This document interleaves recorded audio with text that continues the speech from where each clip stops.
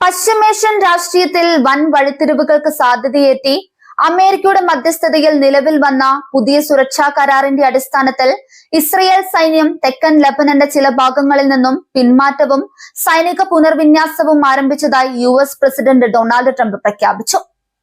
White ഹൌസിൽ Lebanon president Joseph ഔണുമായി നടത്തിയ നിർണായക കൂടിക്കാഴ്ചയ്ക്ക് ശേഷമാണ് ട്രംപ് ഈ വിവരങ്ങൾ മാധ്യമങ്ങളോട് പങ്കുവച്ചത്. ഇരു രാജ്യങ്ങളും തമ്മിൽ ഉണ്ടാക്കിയ പുതിയ ധാരണയെ ട്രംപ് വളരെയധികം പുകഴ്ത്തി സംസാരിച്ചു. മേഖലയിൽ സമാധാനം കൊണ്ടുവരുന്നതിന് പ്രസിഡന്റ് ജോസഫ് ഔൺ നടത്തുന്ന ശ്രമങ്ങൾ പ്രശംസനീയമാണെന്നും ഭാവിയിൽ പശ്ചിമേഷ്യയിലെ ഏറ്റവും പ്രമുഖനും നിർണായകനുമായ നേതാക്കളിൽ ഒരാളായി ഔൺ മാറുമെന്നും ട്രംപ് പ്രവചിച്ചു. പുതിയ സുരക്ഷാ കരാറിന്റെ ആദ്യഘട്ടത്തിൽ തെക്കൻ ലെബനനിൽ പൈലറ്റ് സോണുകൾ സ്ഥാപിക്കാനാണ് തീരുമാനം. ഈ മേഖലകളിൽ നിന്ന് ഇസ്രയേൽ പ്രതിരോധ സേന തങ്ങളുടെ സൈന്യത്തെ പിൻവലിക്കുകയും അതിനു പകരം ലെബനൻ ഔദ്യോഗിക സൈന്യം അവിടെ ക്രമസമാധാന നിയന്ത്രണം ഏറ്റെടുത്ത് വിന്യസിക്കപ്പെടുകയും ചെയ്യും. എന്നാൽ കരാർ പൂർണ്ണ തോതിലുള്ള സൈനിക പിന്മാറ്റമല്ലെന്ന് വ്യക്തമാക്കുന്ന നിലപാടാണ് ഇസ്രയേൽ സ്വീകരിച്ചിരിക്കുന്നത്. അതിർത്തിയിലെ 10 കിലോമീറ്റർ വിസ്തൃതിയിലുള്ള തന്ത്രപ്രധാന സുരക്ഷാ മേഖലയിൽ തങ്ങളുടെ സൈനിക സാന്നിധ്യം എത്ര കാലം ആവശ്യമാണോ അത്രയും കാലം തുടർന്നും നിലനിർത്തുമെന്ന് ഇസ്രയേൽ വ്യക്തമാക്കിയിട്ടുണ്ട്. തങ്ങളുടെ ദേശീയ സുരക്ഷയ്ക്ക് ഭീഷണിയാണെന്ന് കരുതുന്ന ഏത് ഘടകത്തെയും ഉന്മൂലനം ചെയ്യാനുള്ള തങ്ങളുടെ പരമാധികാരാവകാശം അതേപടി നിലനിർത്തുമെന്നും ഇസ്രയേൽ ഭരണകൂടം ആവർത്തിക്കുന്നുണ്ട്.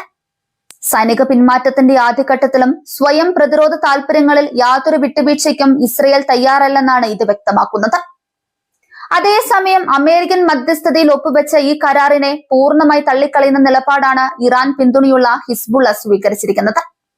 കരാർ അപമാനകരവും യാതൊരു പ്രയോജനവുമില്ലാത്ത ഒന്നാണെന്നും ഹിസ്ബുള്ള വക്താക്കൾ കുറ്റപ്പെടുത്തി. തങ്ങളുടെ ആയുധങ്ങൾ പൂർണ്ണമായും വെച്ചൊഴിയാൻ അവർ സന്നദ്ധമല്ലെന്ന സൂചനകളാണ് ഇത് നൽകുന്നത്. വാഷിംഗ്ടൺ സന്ദർശന വേളയിൽ Lebanon president Joseph Aoun American ഭരണകൂടത്തിന് മുൻപിൽ പ്രധാനമായും ഉന്നയിക്കുന്നത് ഇസ്രയേലിന്റെ പൂർണ്ണമായ സൈനിക പിന്മാറ്റമാണ്. ലെബനന്റെ പരമാധികാര അതിർത്തികളിൽ നിന്നും ഇസ്രയേൽ സേന പൂർണ്ണമായും ഒഴിഞ്ഞു പോകാൻ അമേരിക്കൻ സമ്മർദ്ദം ചെലുത്തണമെന്ന് അദ്ദേഹം ആവശ്യപ്പെട്ടു.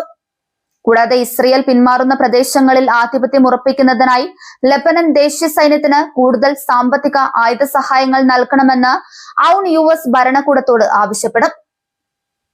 തെക്കൻ ലെബനനിൽ ഹിസ്ബുള്ളയ്ക്ക് പകരം ഔദ്യോഗിക സൈന്യത്തെ ശക്തമാക്കുക എന്നതാണ് ഇതിന്റെ പ്രധാന ലക്ഷ്യം. ഒരു വശത്ത് നയതന്ത്ര ചർച്ചകളും കരാറുകളും പുരോഗമിക്കുമ്പോഴും തെക്കൻ ലെബനൻ അതിർത്തികളിൽ ഇസ്രയേൽ സേനയും ഹിസ്ബുള്ളയും തമ്മിലുള്ള ശക്തമായ ഏറ്റുമുട്ടലുകൾ ഇപ്പോഴും തുടരുകയാണ്. അതിർത്തി ഗ്രാമങ്ങളിൽ തുടരുന്ന റോക്കറ്റ് ആക്രമണങ്ങളും വ്യോമാക്രമണങ്ങളും പ്രദേശവാസികളെ വൻ ഭീതിയിലാഴ്ത്തിയിട്ടുണ്ട്. പൈലറ്റ് സോണുകളിൽ ലെബനൻ സൈന്യത്തെ വിന്യസിക്കുന്നതിലൂടെ മേഖലയിലെ സംഘർഷത്തിന് അയവ് വരുത്താമെന്നാണ് അമേരിക്ക കണക്ക് കൂട്ടുന്നത്. എന്നാൽ ഹിസ്ബുള്ള കരാറിനെ ശക്തമായി എതിർക്കുന്നത് കൊണ്ട് തന്നെ ലെബനൻ സൈന്യവും ഹിസ്ബുള്ളയും തമ്മിൽ പുതിയൊരു ആഭ്യന്തര ഏറ്റുമുട്ടലിന് ഇത് വഴിവെക്കുമോ എന്ന ആശങ്കയും നിരീക്ഷകർ പങ്കുവെക്കുന്നുണ്ട്.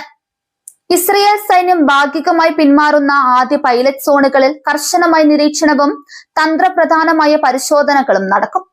അനധികൃത ആയുധ ശേഖരണങ്ങളും ഭീകരവാദ ഇൻഫ്രാസ്ട്രക്ചറുകളും നീക്കം ചെയ്യുന്നതിന് ലെബനൻ സൈന്യത്തിന് പൂർണ്ണ ചുമതല നൽകാനാണ് അമേരിക്കൻ പദ്ധതി.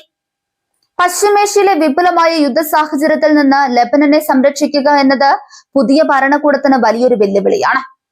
ഇസ്രയേൽ ഉന്നയിക്കുന്ന സുരക്ഷാ ഭീഷണികളും ഹിസ്ബുള്ളയുടെ കടുത്ത നിലപാടുകളും ഒരേ സമയം നേരിടേണ്ടി വരുന്നത് പ്രസിഡന്റ് ജോസഫ് ഔണിന് കടുത്ത നയതന്ത്ര പരീക്ഷണമായി മാറുന്നു.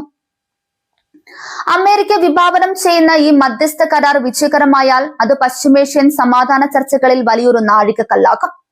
എന്നാൽ കരാറിലെ വ്യവസ്ഥകൾ ലംഘിക്കപ്പെടുകയോ ഇസ്രയേൽ പ്രകോപനപരമായ ആക്രമണങ്ങൾ തുടരുകയോ ചെയ്താൽ ഈ നയതന്ത്ര നീക്കം പൂർണ്ണമായും തകർന്നടിയാൻ സാധ്യതയുണ്ട്.